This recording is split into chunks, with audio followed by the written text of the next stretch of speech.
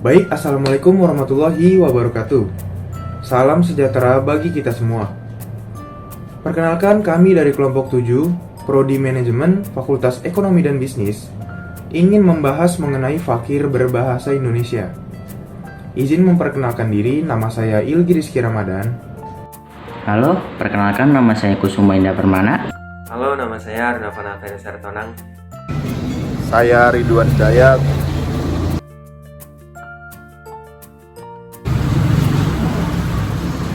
Pengertian bahasa Indonesia. Bahasa Indonesia merupakan bahasa utama masyarakat Indonesia dan juga alat komunikasi bangsa Indonesia untuk berkomunikasi dengan orang lain. Dan juga menurut KBBI, pengertian bahasa adalah suatu alat komunikasi yang digunakan oleh orang lain untuk berkomunikasi dalam bentuk gerakan maupun perkataan, dalam artian kata maupun frasa, untuk berkomunikasi dengan orang lain. Dan juga kita ketahui bahwa tanggal 28 Oktober merupakan Ikrar Sumpah Pemuda, di mana Ikrar Sumpah Pemuda adalah momentum untuk mempersatu bahasa Indonesia dari bahasa kedaerahan menjadi bahasa Indonesia.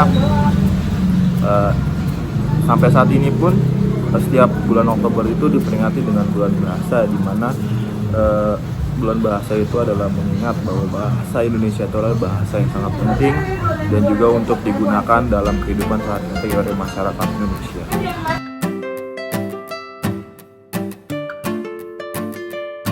Perkembangan zaman adalah fenomena yang kita hindari oleh setiap negara. Contohnya negara kita sendiri itu negara Indonesia. Perkembangan zaman dipengaruhi globalisasi, tentunya mendorong perkembangan teknologi, komunikasi, dan kebudayaan.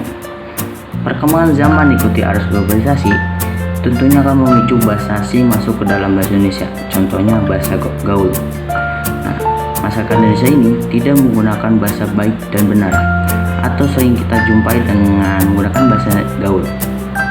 Maka dari itu, banyak yang percampuran antara bahasa asing dan bahasa Indonesia yang sering kita jumpai di masyarakat, baik generasi tua maupun generasi remaja. Dan sering juga kita jumpai baik secara lisan maupun tulisan.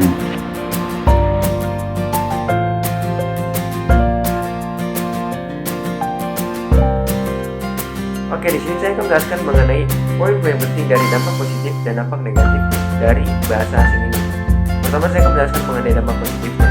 Dampak positifnya adalah dengan digunakannya bahasa asing ini, para remaja kita akan lebih kreatif. Terlepas dari tidak atau mengganggunya bahasa asing ini, tidak ada salahnya bagi para remaja untuk menikmati perubahan atau inovasi bahasa yang muncul, asalkan dipakai pada situasi yang tepat, media yang tepat, dan juga komunikan yang tepat. Oke, di sini saya akan menjelaskan mengenai dampak negatif dari penggunaan bahasa asing. Yang pertama adalah masyarakat Indonesia yang sudah tidak menggunakan bahasa Indonesia ini dengan baik dan benar, maka mereka akan lebih sering menggunakan bahasa asing atau bahasa gaul dalam kehidupan mereka masing-masing. Yang kedua adalah berkurangnya minat generasi muda untuk mempelajari bahasa Indonesia itu tersendiri lebih dalam. Yang ketiga adalah bercampurnya bahasa asing dan bahasa Indonesia yang mengakibatkan adanya kemungkinan pergeseran bahasa Indonesia dan lunturnya nilai-nilai bahasa Indonesia dalam ramah nasional.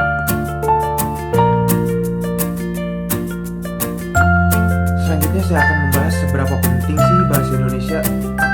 Dalam kehidupan sehari-hari, bahasa berperan sangat penting. Bahasa berperan sebagai pemersatu.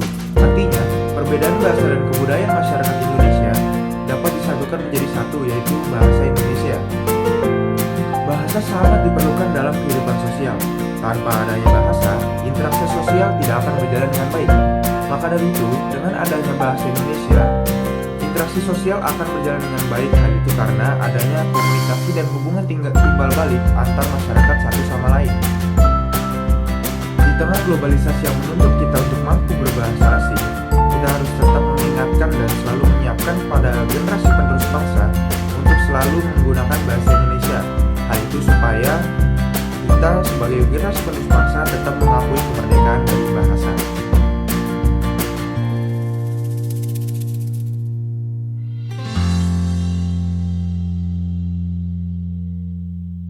Oke, kesimpulan yang dapat diambil adalah kita harus melakukan perbaikan baik itu dari luar maupun dari dalam. Karena jika tidak, itu akan mengakibatkan terhambatnya perkembangan bahasa Indonesia. Kita Kita sebagai warga negara Indonesia yang baik harus mampu menjaga keutuhan bahasa negara Indonesia kita sendiri. Dan juga bahasa kita ini harus dibina dan dikembangkan dengan baik dan benar. Karena bahasa merupakan